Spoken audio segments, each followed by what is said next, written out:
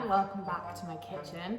This is probably one of my favourite times of year. This is Halloween time, so of course we're going to be making a super fun Halloween recipes.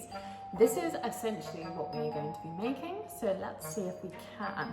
So for this recipe you will need our carrot cake, which you can find in the free-from section in Tesco. You'll also need 165 grams of grated carrot, which you can see I've already pre-grated. You then need 70 ml of vegetable oil and then 65 ml of water, just cold water. That's literally what you need. And then to decorate, we'll be getting onto what you need for that just a little bit later, but this is just the basis for the carrot cake. So let's get started and let's see how well this goes. So I'm just going to start off by pouring in the baking mix into the large mixing bowl. I have also preheated the oven to 180 degrees, so then this will then just pop in there straight after we've mixed everything together. So I'll add that in there, and then I've got my grated carrot, which I'll just sprinkle in, and then my vegetable oil, and my cold water. What I'm going to do now is just give it a good mix together. You can of course add in any additional ingredients that you want. If you prefer having a little bit of an extra substance to a carrot cake, you can add something like raisins, cranberries, etc. However, I'm just going to keep mine pretty simple. We have got our carrot cake mixture ready like this. I'm going to grab a square tin like this, because essentially what we're going to be doing once it's all cooked is cutting it into long finger shapes. So a tin like this is exactly what you need. We're going to cut it like this and then down like that. Just going to use some dairy-free spread for this. You can use stuff like Frylight or anything like that, or a little bit of oil, but I always prefer using the dairy-free spread. So I'm then just going to pop that on just like this. I would say kind of go to town with this, because the last thing you would want is your cake that you've slaved over, sort of, getting stuck to your tin. So I'm going to pop that on like that. So as you can see, that's really nicely evenly greased. So then we're just going to pop this in here.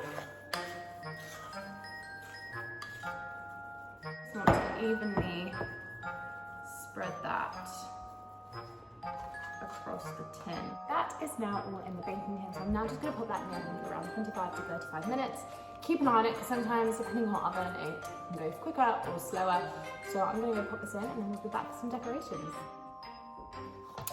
So the carrot cake is all out of the oven, so what I'm going to do is I'm going to take a chopping board and I'm just going to empty the cake onto here. The cake is now out, and as you can see here, it's got a lovely rise. And now what I'm going to do is I'm just going to cut them into kind of long, thin fingers.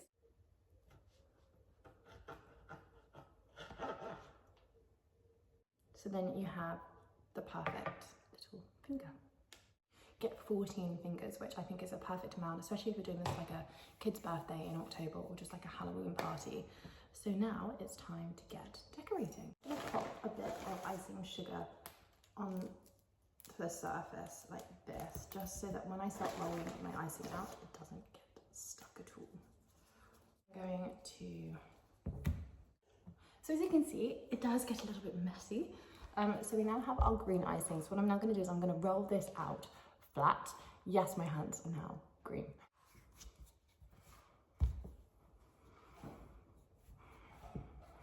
A knife, and I'm just going to slice a little bit off like that. And just in that individual slice, maybe just make it go a little bit thinner.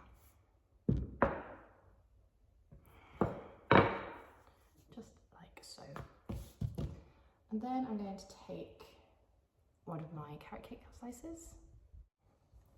You then want to do that across all of them. We are back and it is the next day and our fingers are ready. I just wanted to put them in the fridge to kind of give them some time to set before trying them. So, I think they are so cute. So here they are. I molded a little fingernail out of icing fondant as well, and I think they've come out looking so good. And I've also took some red gel and made it look like blood, and I kind of did incisions as well. I did another one where there weren't any incisions, but it's up to you what you want to do. And then once you've made that cut, you just put the red inside, and I think they look So good. They even have like little detailing on them. And again, I think these are amazing for any Halloween parties or kids parties you're having, or even like for trick or treats, because they were so easy. Shall we see what they look like inside? So we're just gonna, you've got some lovely carrot cake on the inside. Should we try some taste test?